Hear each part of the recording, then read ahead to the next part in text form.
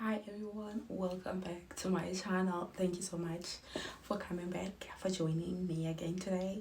And if you are new here, thank you so much for stopping by. Thank you so much for giving me a chance and spending the day with me. As you might have seen on the title of the video, the video is going to be mostly about why I went to Dubai. I don't know why I'm starting to have a headache. Every time I start doing my videos, I start to have headache. I thought that it was just lighting, but I switched it off now. But it still continues. But let's keep it moving.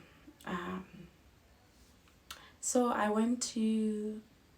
Okay, so for those that don't know me, my name is Vasisana, and I was married. I got married at the age of 21 years old, and I moved to Eastern Europe in a country called Croatia. If you want to know more about my marriage and how I moved there and what happened to me and how I got to be back home, I suggest that you watch my previous videos, because if I try to start explaining again, it's going to take too much of a time, and I don't think we want that. Yeah, so last year in March, I decided that enough was enough. I decided that because, well, the apartment that my son and I were staying in was kind of half paid. Well, he didn't really pay most of it by his dad. He was helping me. Sometimes he would help. So I decided, and with him helping me,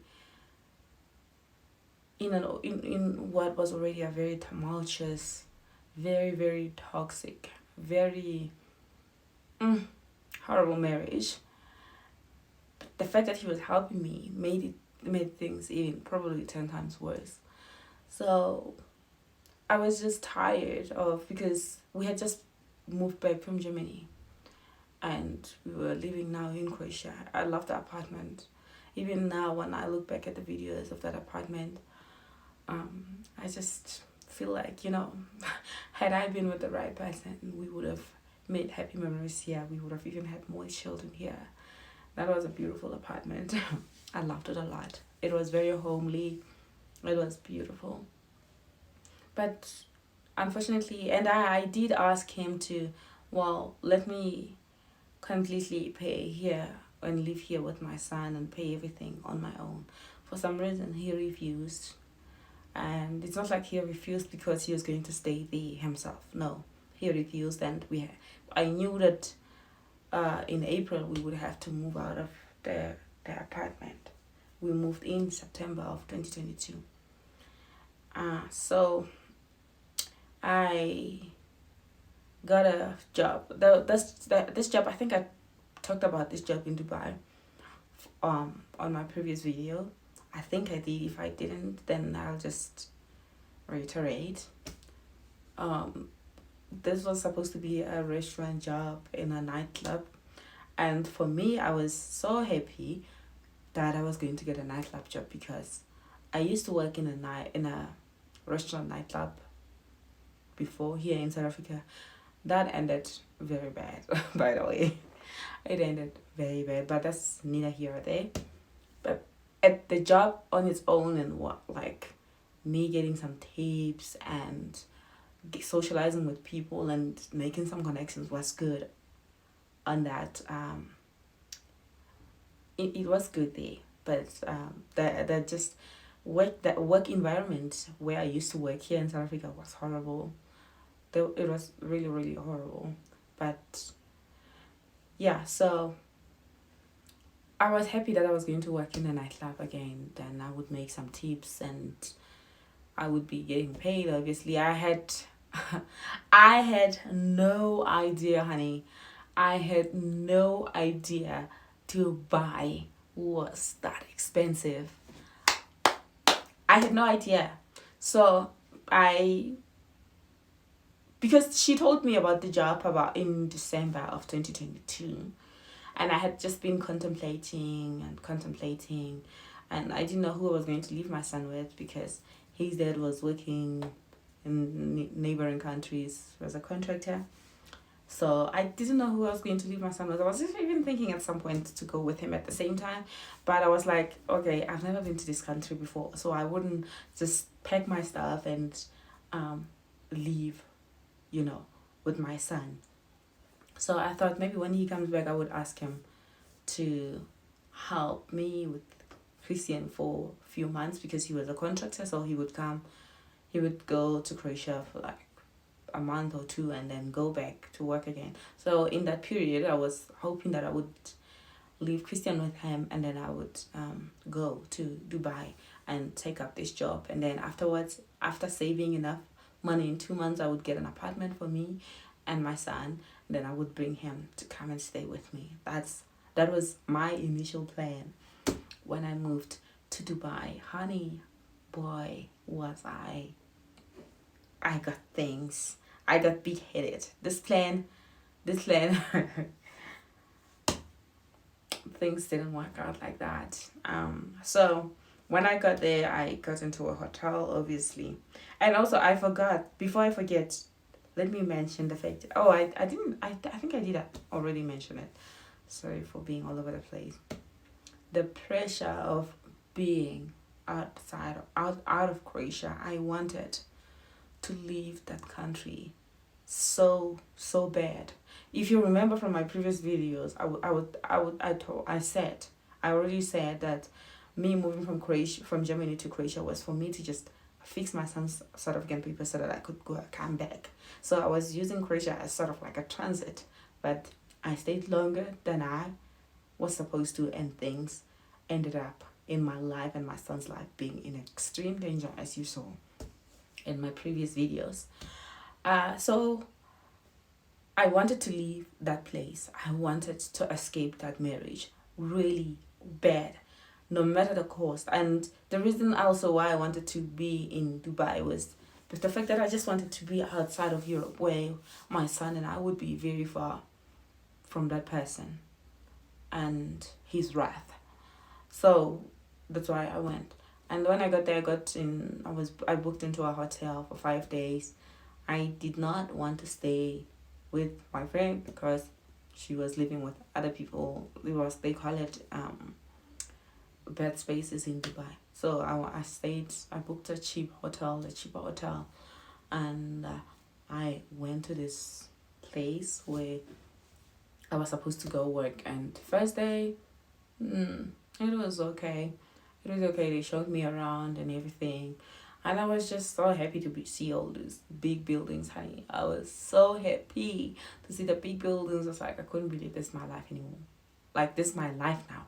I'm here. I'm in Dubai. This Dubai that people are talking about. I'm within. It's in. And then I went to work. I was already at work and they showed me everything. Then about the second day, that's when the manager called me into his office and he was like, this is what's going to happen and you're going to get paid. He told me that I would be getting paid 2 months after my training, and they had to take my passport. That's when I was like, you're taking my passport? And the passport thing, to be honest with you, I did not know about them taking my passport. But one thing about me, I know I follow my instinct. I know when something is wrong, even no matter how much you try to make it look right. I know when something is wrong, and I know when something is right. So I was like, why would you take my passport? Is that even allowed? And then he said, everyone here that works here, including myself, we don't hold our passport. He said that none of the staff here is in, they have their passport with them. Even like these people that you see working in those corporate offices, in hotels, they don't get to come here, work, and still have their passports in their possession. Now, I was just thinking about my son, like, you want me to train for 2 months and I'm not going to get paid in these 2 months, and you are taking my passport. And I told him that, can I train first? Can I think about this first? Then he said, no, in order for you to keep working here and for us to be sure that you're going to be our employee, and then for us to do your work visa, blah, blah, you have to hand over your passport.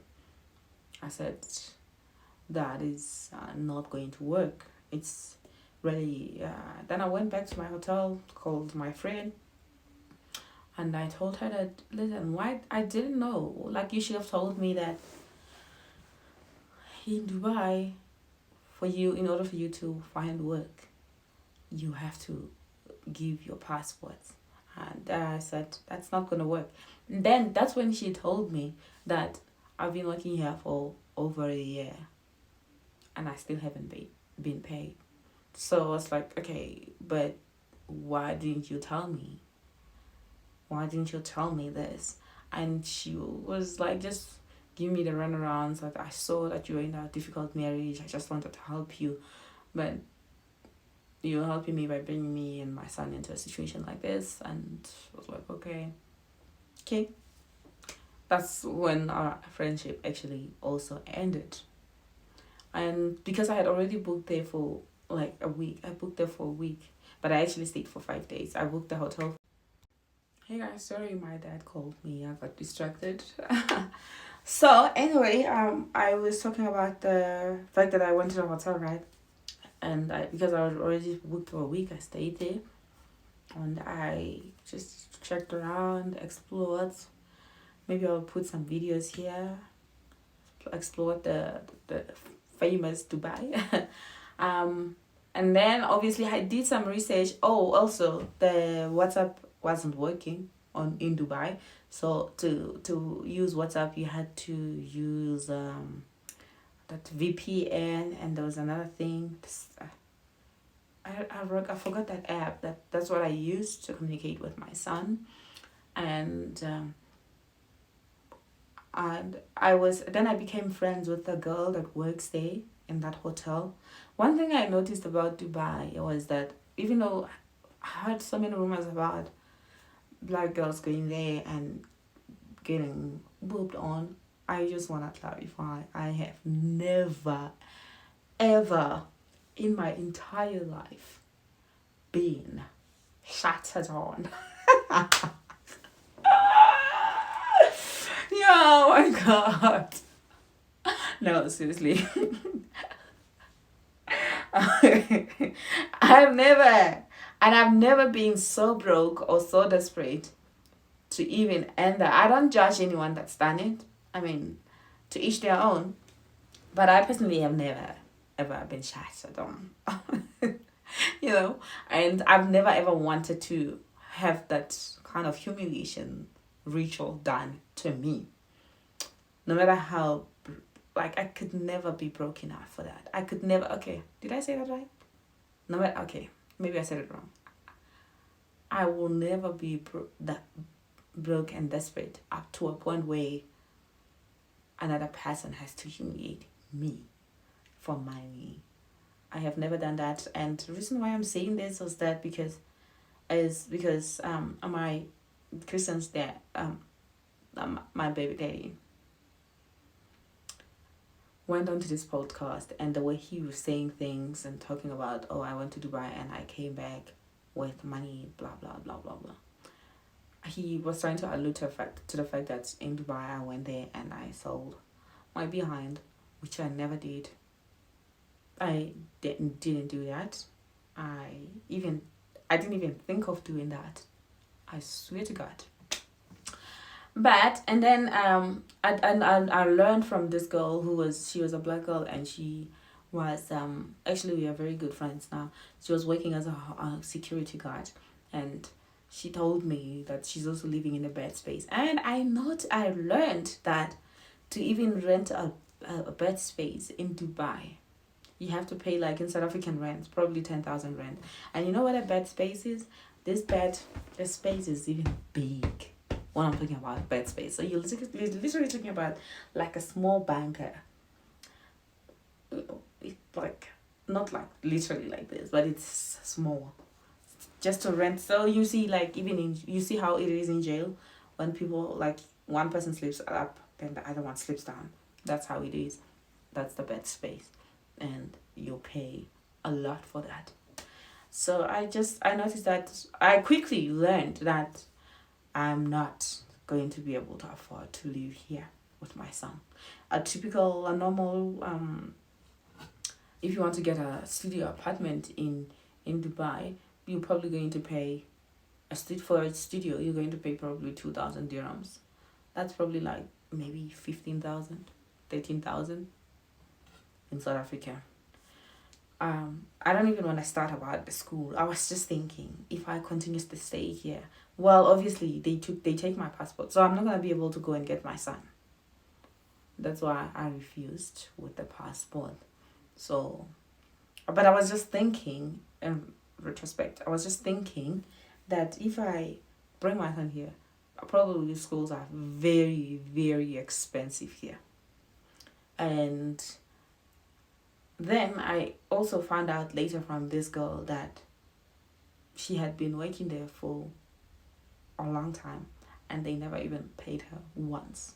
She used the money that she had saved from home because she had some business back home here in Africa, and when she went there she had some money saved, and she was now living there with the money that she had saved from home, but she had never been paid, and she too, her passport was taken. So yeah, that manager of that nightclub was actually right. Most people have their passports taken there. And I also one thing that I forget to mention is that I, as a black girl, even though I was shocked that, now I'm going off the rail. Sorry, please. I lost the train of thought. Like I wanted to say earlier, in Dubai, when you are black and they see that you're alone and you probably don't have money, you are seen mostly as a maid. You are probably there as a maid or as a working girl, low class, a working girl, lady of the night. And to be honest with you, because I had no money, not that I didn't really have money, I had not a lot of money, I didn't have a lot of money, but I had some money saved. I had saved some money. But they did see me, even when I would be walking alone to the hotel, they would be looking down on me, those people there. Yeah, they looked down on me a lot. And that's what was happening, what I saw. So I was like asking myself, not that I wanted to have me shitted on, but I was like, how can people think that we come here to get shitted on when we are here and we are being treated like working girls or maids? I mean, that's when I decided, when I was sitting in that hotel, when I was alone in that hotel every day, I was just thinking and planning. So I was planning from that hotel room that when I got back to Croatia, that I would find an apartment, and I was doing apartment hunting in Dubai from that hotel. That's when I went back to Croatia. Remember, I went back in 5 days. I was supposed to go back in a week, but also something in me told me that my son. But also, my son, I just had a feeling that my son, wherever he wasn't okay. Yes, he was with his dad, but as a mother, you have that maternal instinct. You can just feel it in your heart that something was wrong, and I just didn't feel like right good about just continuing to stay there, especially because there was actually nothing more for me to do there. I decided to decline this I refused to take that job, and there was nothing more. And yes, I would be lying if if I said that I wasn't trying to search for something else. I was actually even trying to search to be maybe work as a cleaner in a hotel, just so that my son and I could move away from Croatia. And because he couldn't move to South Africa, then we would live somewhere outside of Europe. far from the man that from his dad. But that obviously didn't work out, and I obviously calculated everything, and it didn't make sense financially for me that time to move to Dubai with my son. And that's when I went back, and when I got back there, of course something was wrong. He had already taken Christian out of kindergarten, and they had moved like 600 kilometers away from where we were, from where I was brutally attacked. So he was staying there with my son and his mother, and I was fuming.